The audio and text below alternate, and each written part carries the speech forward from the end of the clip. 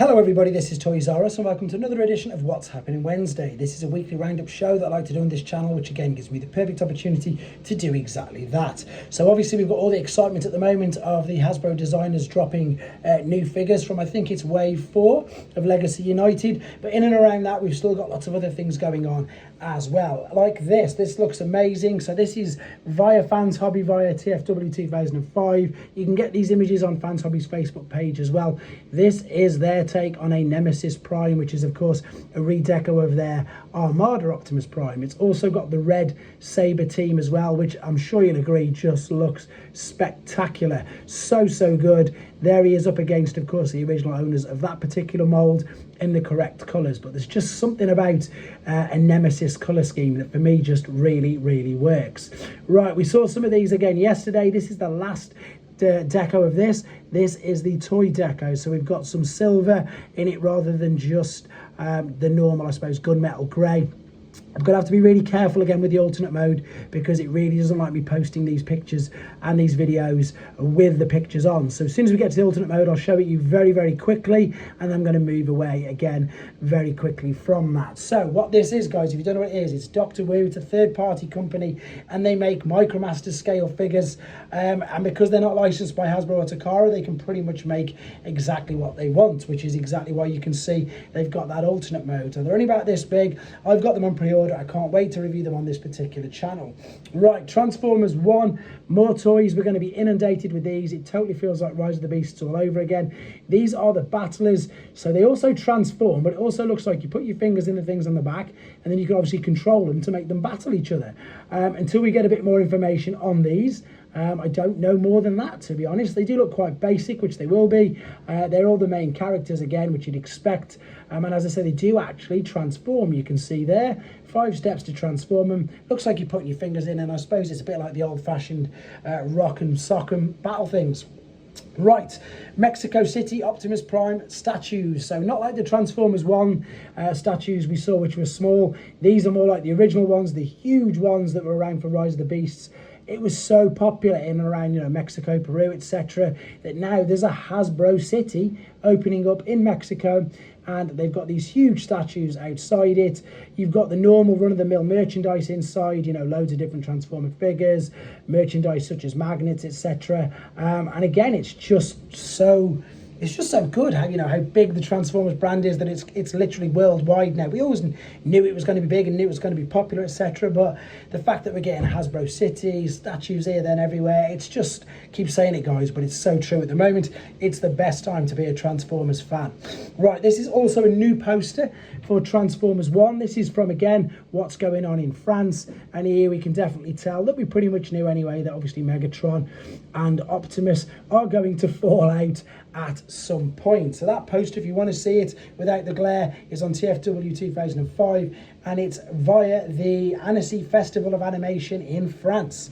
Right, back to Fans Hobby. Oh no, I think we've had a quick look at these, just again to remind you, if you want to see the new team, which is the Shield, if you go to Fans Hobby's Facebook page, there is a load of images there of them individually and of them combined. This was in a video I did yesterday. Same with Dr. Wu. There's all them little Megatrons again in all their different colours and with their other things. And of course we've got the Flame from Ironfactor, the Fallen, with all the flames coming from Ironfactor. And while we're staying with Ironfactor, this is another one of their samurai figures. Now it looks to me to be a samurai version of Lockdown. If I'm wrong, correct me, guys. The only reason I'm saying that is because I can't understand that. It just says Ironfactor IF EX53K. So it looks to me to be Lockdown.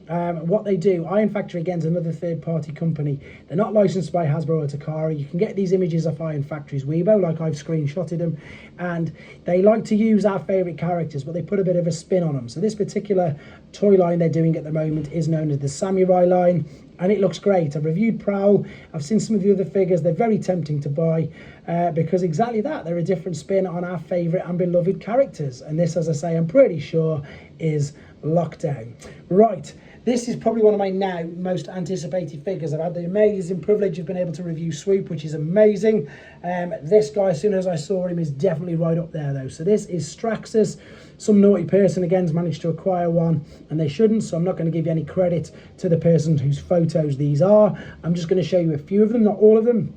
I cannot wait to get this particular figure in honesty. You can tell now more looking at it in this way that it is a partial from the Galvatron mould, which means it's going to be really good. It means of course the engineering gone into it is really clever. The head sculpt is fantastic.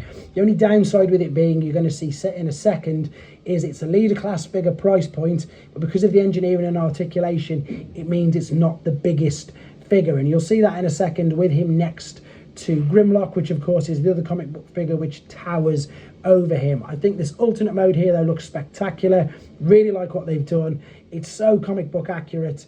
If you've never seen Straxus, guys, I've put literally every single Generation 1 comic from number 1 to number 332 in the UK on this particular channel in their own playlist. Feel free to go back, watch them all. You can read them. I give you the opportunity to read them. It's well worth a nose at who Straxus is. He's amazing.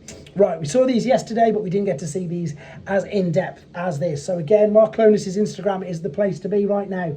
So here's all the insights. I'm not going to read them to you because I don't want to spoil them. You can read them on TFW 2005 or head straight over to his Instagram. These are his images and his, I suppose, insights behind the scenes into the new figures they revealed. So this of course is Slipstream. She looks sensational. The colour scheme looks amazing. Again, the blast effects that he's put and used with her is brilliant. It's an amazing use of the Windblade mould. I know some people wanted it just to be a Seeker, but I think she suits the Windblade mould really, really well. So as I say, there's loads of images on his website, on his Instagram, and indeed on the website, and exactly the same for Quake. And there you go, that's the one I couldn't remember yesterday. That is, of course, Needle Nose. There's Spinister, and there is Quake. This, once again, is his insights, his background into it all, thought processes. I love the fact that we've got the two Target Masters in. They obviously had to, compromise on the articulation for them just to get them included. Great use of the Skullgrin mould. Really excited for this. I'm just so excited for what's left to be seen this week. By the time this goes live, there may or may not have been another one revealed, but at the time we're looking at these two so far. And don't forget, Thursday's looking to be the day where we get all the major ones. But there you go, guys. That's what's going on at the moment. As always, I'm going to keep you updated constantly throughout the day. I've got Ironfactories, Leadfoot going live tonight, and again, some G1 Japanese exclusives are going to be dotted in throughout the week. Really appreciate the support, guys. Take care.